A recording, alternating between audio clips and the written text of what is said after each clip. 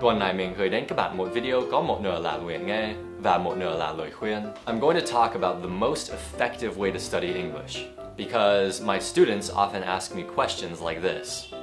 Thầy ơi, em thường xem phim tiếng Anh với phụ đề tiếng Việt. Học theo cách ấy có hiệu quả không? Thầy ơi, em thường xem phim tiếng Việt với phụ đề tiếng Anh. Học theo cách ấy có hiệu quả không? Thầy ơi, em đang làm các bài ngữ pháp trong giáo trình này. Học theo cách ấy có hiệu quả không? Thầy ơi, em đang đọc truyện nằm ở sắc thái và ghi lại các từ về truyện ấy. Học theo cách ấy có hiệu quả không? Thầy ơi, cách học tiếng Anh hiệu quả nhất là gì? The most effective way to study English. Do you really want to know? Yes! How much do you want to know? Oh, so much. Okay, here's the answer.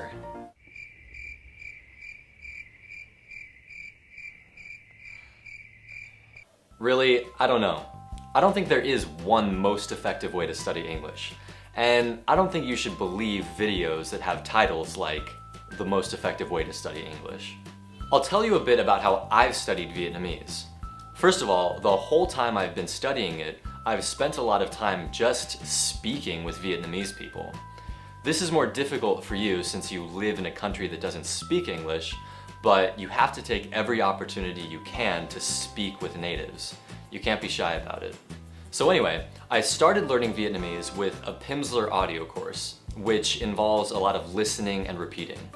I thought it was a great way to get started, and they do make one for Vietnamese beginners studying English. After that, I started studying with a private tutor named Nguyễn Bích Ngọc, and I started using some Vietnamese textbooks.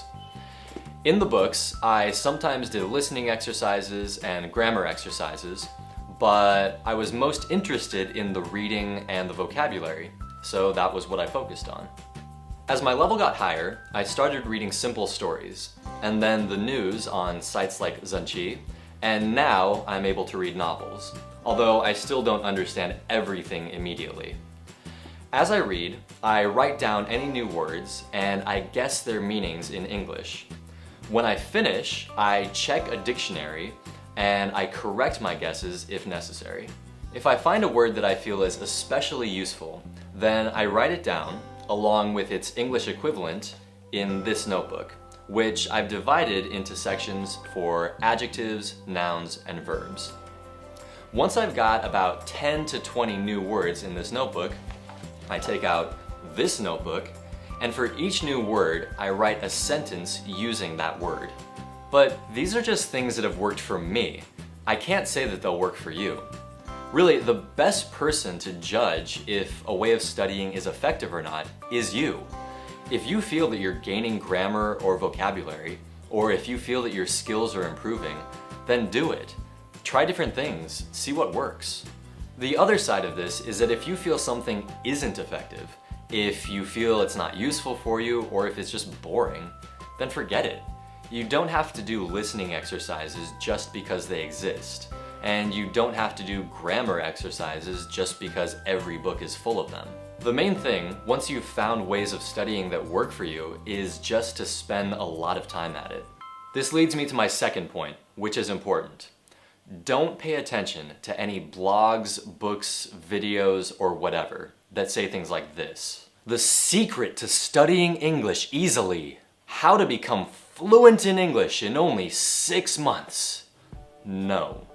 People who say things like that are charlatans. There is no quick and easy way to study English. There's no quick and easy way to study Vietnamese, or French, or Russian, or anything. Here's the truth. Becoming fluent in a foreign language is hard, and it takes a lot of time. You can probably expect to spend several thousand hours consistently studying and practicing English before you reach fluency at a high level. That means that even if you spend 20 hours a week studying, it will still take a few years. I'm not saying this to discourage you or make you feel that being fluent in English is an impossible goal. I'm just saying it so that you have realistic expectations for your progress. Like I said before, I can't tell you the most effective way to study English, but I can tell you the most important element in studying English: commitment. If you want to become truly fluent in English, you have to be very serious about it. You have to make it a part of your life, not just something you think about for a few hours each week. So go do it, and good luck.